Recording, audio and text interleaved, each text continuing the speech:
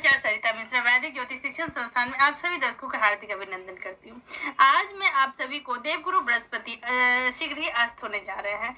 इसका हम सभी के ऊपर क्या प्रभाव होगा, मेष राशि से लेकर मीन राशि तक के जातकों का इस गोचर का क्या असर होगा, देश दुनिया पर इस गोचर का क्या प्रभाव पड़ेगा, इसका टाइमिंग क्या रहेगा गोचर का, और कौन से ऐसे सार्थक उपाय करने से इस गोचर का हमें शुभ लाभ प्राप्ति होगा, इन सब के बारे में मैं आज आपको विस्तार से जानकारी दूंगी। तो मेरे साथ वीडियो में अंत तक बने रहिए। जानकारी अगर अच्छी लग रही है तो प्लीज मेरे वीडियो को लाइक करें, चैनल पे अगर पहली बार आया है चैनल को सब्सक्राइब करें, बेल आइकन को प्रेस कर ले और इस वीडियो को अपने जानने वालों में, दोस्तों, रिश्तेदारों में ज्यादा शेयर करें।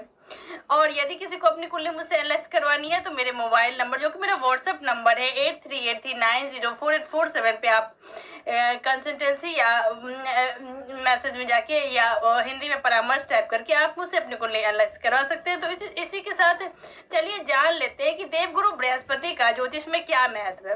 वैदिक ज्योतिष में बृहस्पति का अस्त होना शुभ घटना नहीं माना जाता है और इस दौरान शादी सगाई जैसे मांगलिक कार्यों से बचा जाता है। ऐसा इसलिए होता है क्योंकि अस्त होने की प्रक्रिया में देवताओं के गुरु बृहस्पति कमजोर हो जाते हैं। अब सवाल उठता है कि देवगुरु बृहस्पति अस्त कब होते हैं। तो दरअसल जब बृहस्पति सूर्य के दोनों तरफ 11 अंश की डिग्री पर के भीतर होते हैं तो अस्त हो जाते हैं और सूर्य के निकट होने के चलते अपनी शक्ति खोने लगते हैं। वैदिक ज्योतिष में बृहस्पति ग्रह को आर्थिक संपन्नता, मान सम्मान, धर्म, स्त्री की कुंडली में पति, संतान, शिक्षा, मिठाई आदि का कारक माना गया है। बृहस्पति के अस्त होने की स्थिति में व्यक्ति को इन सभी चीजों से संबंधित सुखों में कमी महसूस हो सकती है। इसके अलावा इस समय अवधि के दौरान आपके जीवन में कार्यों की गति में कुछ देरी देखने को मिल सकती है। अब जानते हैं कि बृहस्पति कुंभ राशि में अस्त होने जा रहे हैं। इसका टाइमिंग क्या रहने वाला है। देवगुरु बृहस्पति 19 फरवरी 2022 शनिवार को सुबह 11:13 पर कुंभ राशि में अस्त हो जाएंगे और यह अस्त अवस्था 20 मार्च 2022 रविवार को सुबह 9:35 पर कुंभ राशि में सामान्य अवस्था में फिर से पुनः वापस आ जाएंगे। अब ये जान लेते हैं कि देवगुरु बृहस्पति का कुंभ राशि में अस्त होने का भारत पे और विश्व पे इसका क्या असर होने वाला है। यहाँ मैं आपको जानकारी देना चाहती हूँ कि भारत की कुंडली वृषभ लग्न की कुंडली है और देवगुरु बृहस्पति इस समय कुंभ राशि में अस्त हो रहे हैं। इस हिसाब से भारतीय कुंडली को देखा जाए तो 10th हाउस में देवगुरु बृहस्पति अस्त हो रहे हैं और जहां तक विश्व की बात करें तो कालपुरुष विष्णु जी की कुंडली को मेष लगन की कुंडली को मानकर यहाँ पे 11th हाउस में देवगुरु बृहस्पति अस्त हो रहे हैं। तो इस कुंडली लग्न चार्ट के आधार पर आइए जानते हैं कि देश दुनिया में इस गोचर देवगुरु बृहस्पति के अस्त होने का क्या सफल रहने वाला है। विश्व अर्थव्यवस्था में इस गोचर के फलों से सुधार की गति थोड़ी सी धीमी रहने वाली है। शिक्षकों, व्याख्याताओं, सलाहकारों, वकीलों जैसे परामर्श विशेषज्ञों को कुछ समस्याओं का सामना करना पड़ सकता है इस समय, क्योंकि देवगुरु बृहस्पति को सलाहकार भी माना जाता है। तो अस्त होने के फलस्वरूप थोड़ी सी परेशानी आ सकती है। इस समय अवधि में लोग धार्मिक और पौराणिक चीजों में रुचि खो सकते हैं और भौतिकवादी दुनिया और भौतिकवादी चीजों की तरफ लोगों का झुकाव ज्यादा रहने वाला है। सोने की कीमतों में गिरावट हो सकती है। शिक्षा के क्षेत्र में विकास की दर थोड़ी धीमी हो सकती है।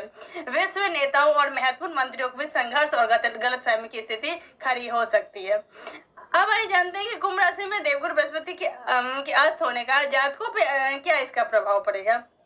अब अपने आर्थिक पक्ष की वजह से कुछ परेशान हो सकते हैं। इस टाइम पे संतान संबंधित परेशानियां जीवन में आ सकती है। शैक्षणिक परिणामों में ऐसे आपको निराशा मिल सकती है, जिससे आप अपने जीवन में हारा हुआ सा महसूस करेंगे इस टाइम पे। इस दौरान आप अपने मान सम्मान और प्रतिष्ठा में कुछ बाधा आने की संभावना बन सकती है। मिलान में इस समय अवधि में बाधा देखने को मिल सकता है। अब आइए जानते हैं कुंभ राशि में बृहस्पति के अस्त होने के फलस्वरूप प्रत्येक राशि के अनुसार मेष से मीन राशि तक के जातकों का इस गोचर का क्या असर रहने वाला। सबसे पहले मेष राशि के जातकों को धन संबंधित मामलों को लेकर सचेत रहने की आवश्यकता पड़ेगी, क्योंकि इस अवधि में कहीं आपका पैसा अटक सकता है और आपको भुगतान में थोड़ी सी देरी का सामना करना पड़ सकता है। इस दौरान आप आपका ज्यादा झुकाव भौतिकवादी चीजों और भौतिकवादी दुनिया की तरफ रहने वाला है। दूसरी राशि वृषभ राशि। वृषभ राशि इस समय अवधि में आपको अपने नौकरी के क्षेत्र में अचानक से उतार चढ़ाव का सामना करना पड़ सकता है। इसके अलावा कार्यस्थल पर आपको आत्मविश्वास और प्रेरणा की कमी भी महसूस हो सकती है। मुमकिन है कि इस दौरान आप जो भी मेहनत कर रहे हैं उसके लिए आपको भुगतान काफी कम मिले।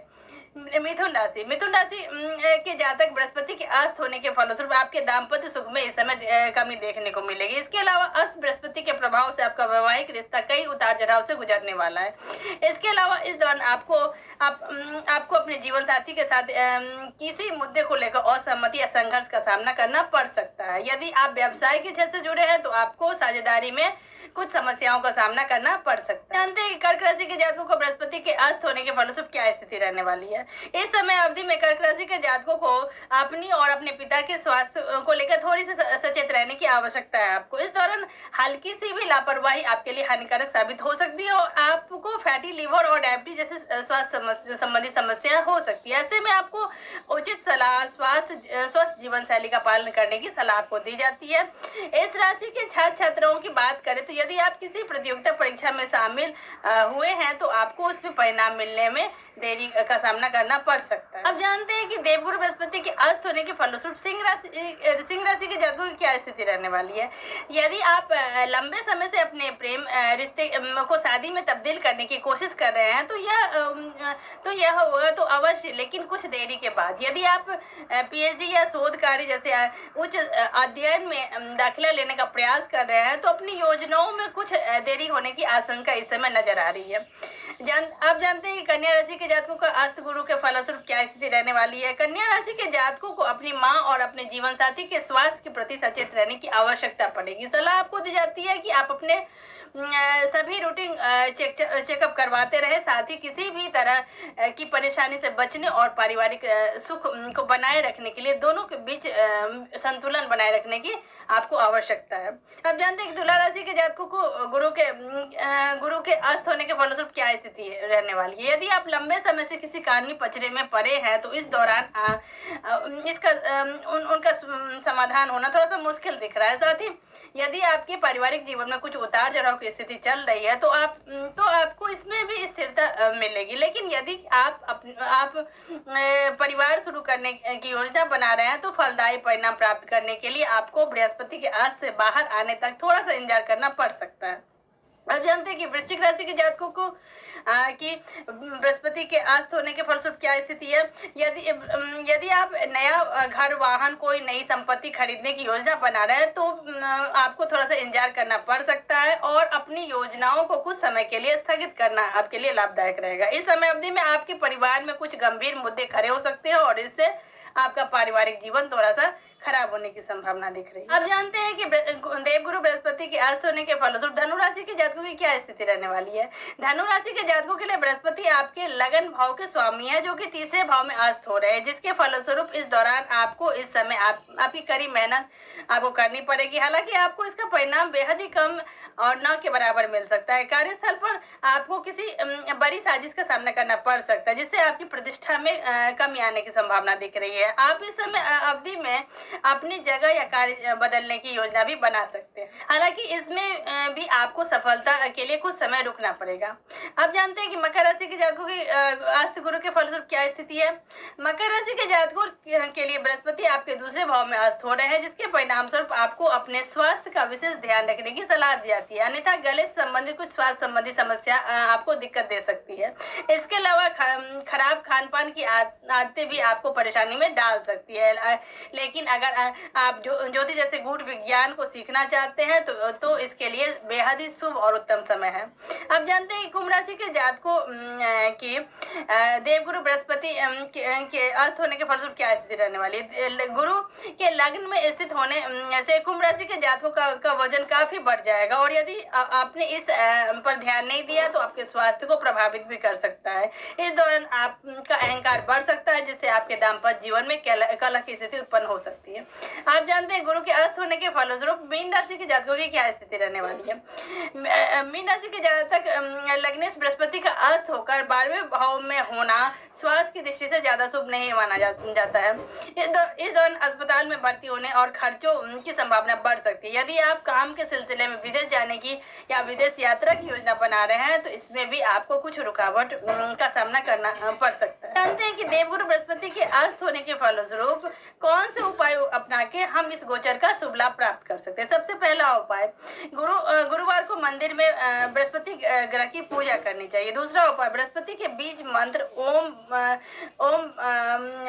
ग्राम ग्रीम ग्रोम सा गुरुवे नमः मंत्र की यथाशक्ति जाप करना चाहिए। गुरुवार के दिन बृहस्पति को पीले फूल अर्पित करें। गुरुवार के दिन केले की पूजा करें और जल चढ़ाएं। शनिवार के दिन गरीबों को केले बांटें। गुरुवार के दिन गाय को चना दाल और गुड़ के आटे की लोई खिलाएं। इस दिन पीले रंग का वस्त्र धारण करें। कुंडली, किसी विद्वान ज्योतिष से अपनी कुंडली दिखा के पुखराज रत्न धारण करें। तो इसी जानकारी के साथ मैं आज अपनी वाणी को देती हूँ विराम। आप सभी से रिक्वेस्ट है कि यदि आपको मेरी ये ज्योतिष संबंधी कार्यक्रम अच्छा लग रहा है, आप चाहते हैं कि मैं ऐसे ही समय समय पर ज्योतिष संबंधित, आध्यात्म संबंधित नॉलेजेबल वीडियोज लाती रहूं, तो प्लीज मेरे वीडियो को लाइक करें, शेयर करें, सब्सक्राइब करें। धन्यवाद।